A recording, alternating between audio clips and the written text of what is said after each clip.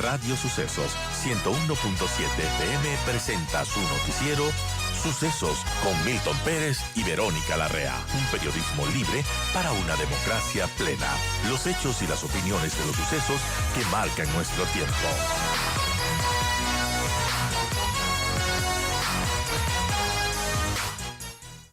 Empieza ya el movimiento de los candidatos en esta ruta a la segunda vuelta. ¿Cómo ves que empiezan? ¿Cómo lo ves? Buen día. Buen día, queridos amigos. Un saludo muy cordial para ustedes en cabina y para quienes nos escuchan a través de Radio Sucesos, una emisora a la que estimo muchísimo. Lo que vemos, de hecho, en estas semanas, alguien me preguntaba quién va ganando y honestamente lo que yo creo es que ambos van perdiendo. Lo que sucede es que definitivamente la coyuntura de segunda vuelta es completamente distinta a la coyuntura de primera vuelta y vemos claros problemas en sus intentos de adaptación de ambas candidaturas. En el caso de Daniel Noboa, abrirse toda esta cantidad de frentes desde tratar de convencer al voto adulto, porque él tuvo una conversación muy buena con el voto joven. Eso no significa que va a tener la misma receptividad en el voto de los adultos. Entonces, transformarse a este político tradicional que estas generaciones están buscando no le está ayudando realmente a rentabilizar ese voto, porque digamos, si hablamos de política tradicional, el correísmo probablemente le da clases a Daniel, pero al mismo tiempo, al intentar presentarse como este político tradicional, pone en riesgo su capital político, que es el voto de los jóvenes.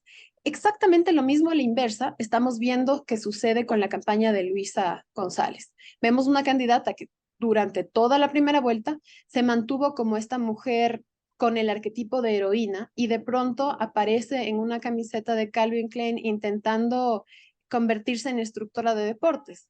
Entonces, sí nos quedan las grandes dudas sobre cuál es el objetivo real de este reenfoque estratégico, más allá de las líneas duras, que obviamente es ganar en un segmento adulto en un caso y ganar el segmento joven en el otro caso, pero ¿cómo se han evaluado en realidad? ¿Se ha investigado en realidad para tomar estas decisiones estratégicas? Yo no lo sé, yo no lo veo. No hemos visto a partir de la determinación de resultados de primera vuelta algo que nos haga sentir que alguien va a la delantera. Si no fuera porque Luisa González tiene su voto duro y porque Daniel Noboa sigue siendo un tema de conversación en gente joven, no habrían ganado ningún voto en lo que va de la semana. Ahora, se puede pensar que esa es la estrategia que tienen ellos, a Luisa verla más fresca, más independiente, eh, más jovial, se le puede decir así, y a Daniel Noboa hablando. Y ese puede ser uno de los problemas también. Daniel Noboa no habló mucho en la campaña de primera vuelta, y la primera semana, es decir, la anterior, luego de la elección, Daniel Noboa hizo un recorrido por medios de comunicación. Y parece que no solo se abre frente, sino le tocaba después defender todo lo que iba diciendo, que consulta popular, que los barcos, cárceles, que muchas otras cosas más. Es decir, hundiéndose o poniéndose el pie solo. Este es el gran problema de que sean estas terceras vías quienes pasen a segunda vuelta, porque una cosa es competir solito, porque cuando nadie compite contigo, claramente ganas. El problema es cuando ya tienes los otros actores y resulta que tienes que pasar a segunda vuelta con algo que nos guste o no, siendo de la tendencia que seamos, es una fuerza política constituida. Entonces, eso ya es otro juego, otro tipo de juego. Ahora, ¿qué sucede también? ¿Qué nos pone en esta situación? Lamentablemente, las otras campañas, probablemente algunos de esos candidatos hubieran estado mejor capacitados para asumir esta segunda vuelta, porque la mayoría tuvieron que soportar muchos ataques, desde mediáticos hasta de otros grupos de presión económica, política, y resistieron durante toda la primera vuelta, y probablemente hubieran podido resistir mucho mejor esta segunda vuelta. Pero aquí viene el grave problema de que, y yo lo decía hace un tiempo, el que comunica mejor le puede llegar a ganar al mejor, incluso sin ser el mejor. ¿Qué significa esto? Que estas estrategias de comunicación bien utilizadas han permitido que probablemente un candidato que no era de entrada competitivo sea el que pase a segunda vuelta, precisamente porque fue el que entendió mejor los detalles finos de la comunicación. Y en esto quiero insistir con mucho ímpetu. Sí, el interés de los partidos políticos y de los candidatos y de los políticos en general, actores políticos, es seguir teniendo una vida política en el Ecuador, es imprescindible que empiecen a trabajar en refrescar sus conocimientos acerca de cómo funciona la comunicación, sobre todo para generaciones más jóvenes que representan, queridos amigos, sin contar electores, el 70% de la población. Y digo esto porque esa es la única forma de que aseguremos tener en segunda vuelta a los candidatos más competitivos y no a los que dieron un golpe de suerte en la comunicación y lograron pasar a esta segunda vuelta. Entonces, yo honestamente, hasta el momento, veo con decepción los movimientos estratégicos y comunicacionales que han tenido ambas campañas. Lo que veo claramente es que estos resultados de primera vuelta fueron tan sorprendentes para la gente como para las organizaciones políticas, como para los propios actores políticos, y definitivamente no han logrado reponerse aún, no saben qué pasó, están intentando aún entender qué pasó y en el camino seguir haciendo campaña, y eso es lo que vemos, un comportamiento tan errático como lo tuvimos las primeras semanas de la primera vuelta. Andrea, tenemos a los candidatos más competitivos de segunda vuelta esta vez. Tenemos a los candidatos que, como dicen que hizo Daniel Noboa, pasó bajo el radar, entonces pasó a segunda vuelta. Y Luisa González, obviamente, explotando la fortaleza que tiene, que es, sin duda, la imagen de Rafael Correa. ¿Tenemos a los mejores? ¿Tenemos a los más competitivos? Yo pongo un poco eso en duda y hay mucha tela que cortar al respecto de esto. Una cosa bien importante, yo lo leí en muchos lugares, es que los jóvenes se dejan impactar por cualquier cosa y votan irreflexivamente. Ellos sí reflexionan su voto. El problema es que reflexionan en función de la información que tienen a mano y la información que está escrita en un lenguaje o que está publicada en un lenguaje que entienden. Ellos, y quiero que entiendan esto claramente, ellos no van a ver un documental de 4 horas sobre la historia nacional, no lo van a hacer. La responsabilidad de las generaciones más adultas es que empecemos a generar información sobre la historia nacional para que la gente más pequeña pueda tomar decisiones políticas más reflexivas, con un poco más de insumos, pero hablarles en su lenguaje. Esa es nuestra responsabilidad. La formación política de ellos o la negligencia de la formación política de ellos es nuestra responsabilidad. Respecto a la pregunta, muy textual, muy puntual. Yo creo que Luisa González es una candidata competitiva porque viene de una fuerza política que tiene, nos guste o no, una gran estructura territorial y ha logrado mantener su voto duro durante años. Eso le hace competitivo. Pero hablando de Daniel Noboa concretamente, para mí, su paso a la segunda vuelta fue efecto del azar, fue una coincidencia. Creció después del debate y después del debate existió la conversación de postdebate. Esa conversación de postdebate fue orgánica y yo les reto a que me demuestren lo contrario. Fue una conversación que surgió porque los jóvenes empezaron a hablar de esta relación Toboa entre Dan Topic y Daniel Noboa y se apropiaron de este concepto y empezaron a conversar e hicieron que este nombre creciera. ¿Por qué creció más Daniel que Dan Topic? Porque Dan Topic en esa semana no tuvo la gestión más efectiva sobre los ataques y sobre la coyuntura que estaba sucediendo en el país. Entonces, para mí, el hecho de que Daniel no va a pasar a segunda vuelta fue en realidad, en muy gran parte, un resultado de algo que ni su estrategia ni él provocaron. Y precisamente por eso le está siendo tan difícil en esta segunda vuelta replicar ese golpe de efecto comunicacional que le dio el triunfo en primera vuelta. Son las Así que no, más competitivo. 8:35, estamos hablando con Andrea Yepes, ella es estratega política. Andrea, buenos días, te saluda Verónica Larrea. Y hablando de esta campaña, Andrea, ¿qué podemos esperar del debate que se venga? Porque quizás el anterior debate sí fue decisivo y ahora solo quedan dos. ¿Y qué podemos esperar de ese segundo debate?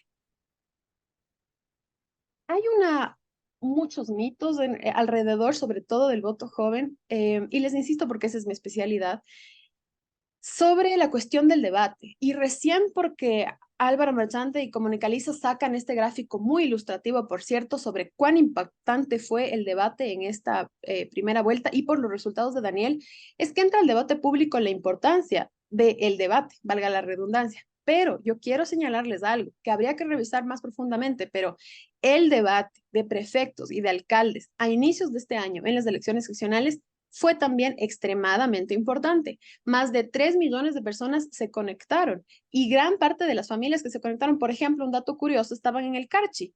Entonces, quiero decir, la gente piensa que nadie ve el debate, eso es, y ahora no hay duda alguna de que eso es mentira. Tomando eso como precedente y teniendo claramente en la memoria histórica nacional que hace muy poco fue la primera vuelta y que fue tan determinante el debate para la primera vuelta, estoy completamente segura de que el debate de segunda vuelta va a ser todavía más relevante en la toma de la decisión. Yo esperaría que ambos partidos y que ambos candidatos, así mismo como otros actores políticos, empiecen a difundir información importante, relevante para contextualizar la información que vamos a recibir en el debate. ¿Qué es lo que quiero decir?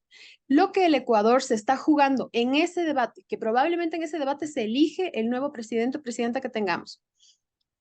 Lo que se está jugando el Ecuador es demasiado grande. Son dos modelos de país completamente diferentes y para poder tener una decisión reflexiva, para que esta decisión no sea lo que responda a la coyuntura de la comunicación, sino que sea realmente una respuesta a las necesidades de lo que el país requiere ahora, necesitamos hacer un trabajo cívico, todos, comunicadores, analistas, líderes de opinión, candidatos, movimientos políticos, para que la gente pueda llegar con un contexto a ese debate y pueda aprovechar el debate de mejor forma. El debate va a ser importante y es nuestra responsabilidad que eso les permita, sobre todo a las generaciones más jóvenes, tomar una buena decisión y no solamente dejar que A o B les lave el cerebro.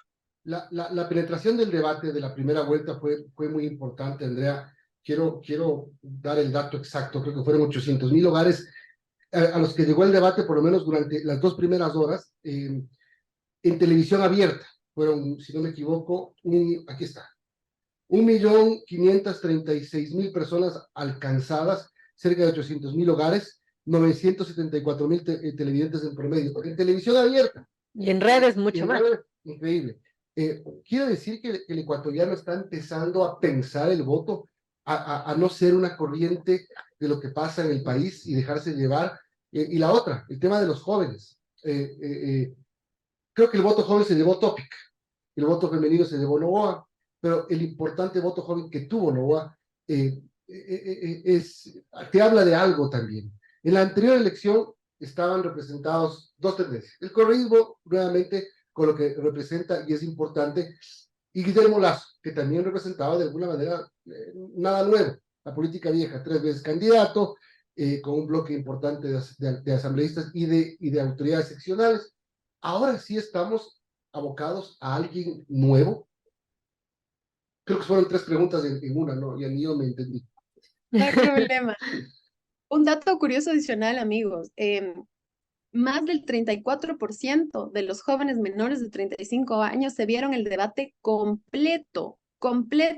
Se vieron las casi 4 horas que tuvimos de debate entre intro, after debate. Así que definitivamente, yo creo que existe este despertar de la cultura política de reflexionar el voto. En Colombia le llaman voto de opinión a este tipo de voto, el voto que es un voto reflexionado. Nosotros, de hecho, es mucho más usual aquí en el Ecuador este voto de opinión.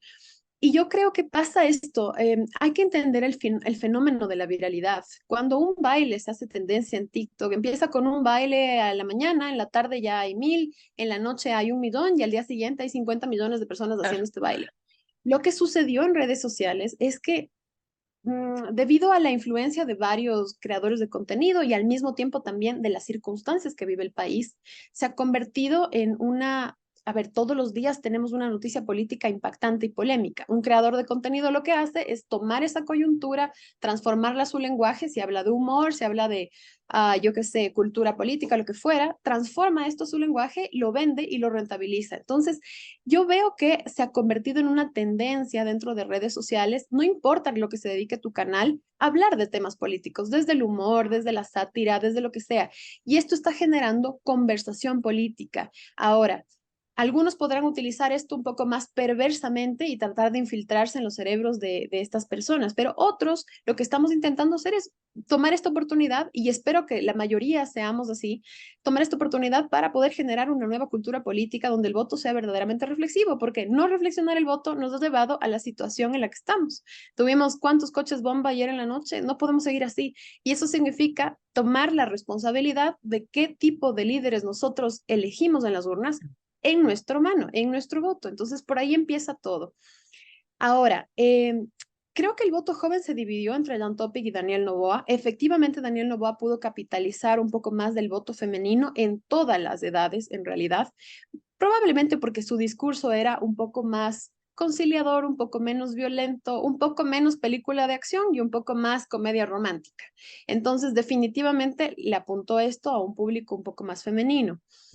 Sin embargo, yo no estoy tan segura de que el Ecuador esté buscando realmente esta nueva opción que nunca antes se haya visto, porque en realidad tanto Luisa González como Daniel Noboa no son precisamente los desconocidos desconocidos. Daniel Noboa, claro que es nuevo en la esfera política nacional, pero él es Noboa. Para empezar, ya tiene todo el escenario construido por su papá detrás. Entonces, yo creo que de alguna forma sí primó más bien la reflexión de tener un candidato que tenga alguna credencial de haber sido alguien o quién es o qué hace para este país. Entonces, de alguna forma podían asociarle, Jan Topic también es empresario, pero ese no fue el discurso que vendió. Daniel Noboa dijo, yo soy empresario, yo sé cómo generar empleo, entren a www.novoa.com y les voy a dar trabajo. Entonces, sí pesaron las credenciales. Luisa dijo, ya lo hice, sé cómo hacerlo. Sí pesaron las credenciales, lo que a mí me lleva a pensar que probablemente no es que el Ecuador está buscando este completamente nuevo, completamente outsider, sino que, y es algo normal, si uno está en una situación tan grave de salud como está el país, el asunto es que me voy donde el médico que más experiencia tenga o el que por lo menos mis primos, mis amigos me digan que tiene cierta experiencia, alguien que pueda legitimar o dar credibilidad a esa experiencia. Entonces, ¿a qué nos enfrentamos en esta segunda vuelta? Definitivamente todos los que hacemos comunicación, análisis político, todos los actores políticos en sus diferentes esferas, no solamente los candidatos de los movimientos son actores políticos, nos enfrentamos a la gran responsabilidad de ser lo más objetivos posibles para guiar a la gente hacia esta reflexión durante el debate y durante las semanas que vienen, porque la decisión que toma el país es una decisión muy importante. Para los candidatos, ¿qué se viene? Definitivamente consolidar el replanteo de sus estrategias y dejar de este comportamiento errático de soy todo y no soy nada, porque al final en esa gran confusión que están generando pierde el país, porque la gente vuelve a incrementarse este porcentaje de votantes que son indecisos. ¿Y cuál es el problema del votante indeciso? Que incluso si toma su decisión el día de la elección, es un votante que decidió una hora antes y no es que milite por ese candidato. Y si estas personas no militan por esos candidatos que pueden eventualmente llegar a ganar, no va a tener legitimidad ese gobierno. Y si es un gobierno de 16 meses en una situación tan crítica como la que está el país, llegar sin legitimidad sería realmente desastroso. Así que hay que tratar de apoyar desde todos los espacios para que ese voto sea reflexivo, sea consciente y verdaderamente sea una decisión con convicción, para el lado que sea, pero que sea una decisión con convicción.